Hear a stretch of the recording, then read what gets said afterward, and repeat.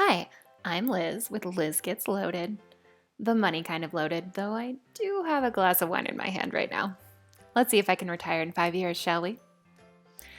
Now, let's get one thing straight first. You should probably be careful taking financial advice from someone whose username implies she might be drunk.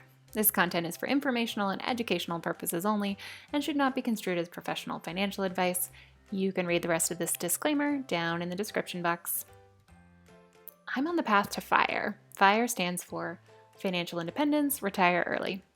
I actually prefer the term work optional though, because I really like my job and I like working, and I probably won't quit working right away, even when I have enough money to retire.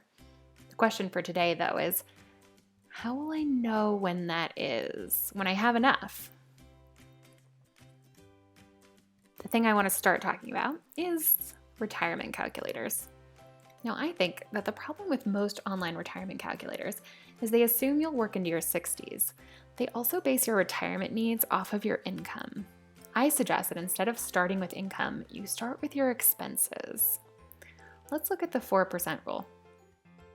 The 4% rule is a common rule in retirement planning to help you avoid running out of money in retirement. It states you can comfortably withdraw 4% of your savings in your first year of retirement and adjust that amount for inflation for every subsequent year, without risking running out of money for at least 30 years.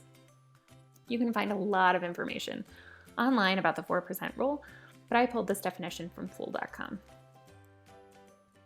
So, the 4% rule tells you how much you can take out, but it also helps you figure out how much you need in the first place. It gives us the 25x rule. They're the same rule. If you're planning on following the 4% rule, that means you need 25 times your annual living expenses and investments to retire. Because 4 times 25 is 100, 4% is the same as 1/25. That's kind of a lot of math. Let's look at a couple examples. Let's say you think your annual expenses will be $40,000. You can multiply that by 25 and know that you need $1 million to retire. Or if your annual expenses you think will be $80,000 in retirement, you can multiply that by 25 and know that you'll need $2 million to retire. If you're with me so far, hit that thumbs up button. It helps me out a lot. Okay, so why does the 4% rule work? Well, it assumes that the market will return 10% each year. That's based on historical averages.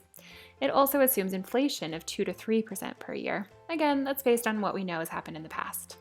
If these two things hold true, your withdrawals of 4% never outpace the growth of your investments. But what if those two things don't hold true?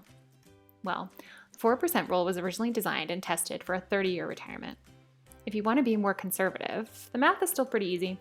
You can either overestimate your expenses, or you can reduce your withdrawal percentage.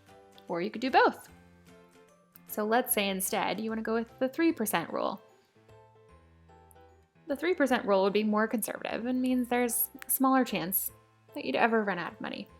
You could also go with 2% or 2.5%, 3.5, 3.75, 3.14. You could go with the pi rule. But let's say you want to go with 3%. That gives you the 33x rule. That means if you're planning on following the 3% rule, that means you need 33 times your annual living expenses and investments to retire, because 3 times 33.3333333 is 100 or pretty close. So 3% is the same as 1/33. A couple examples again.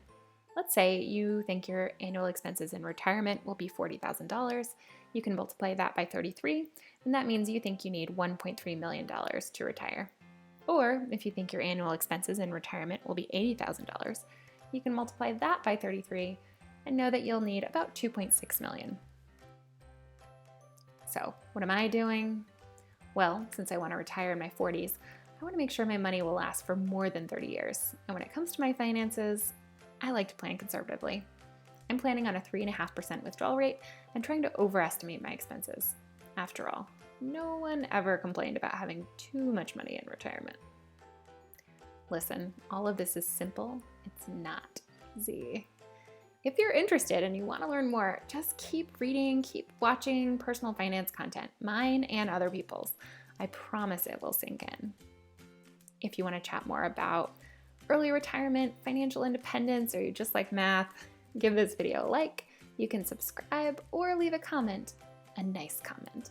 You can also find me on Instagram and Twitter at Liz Gets Loaded. Thanks, team. See you next time.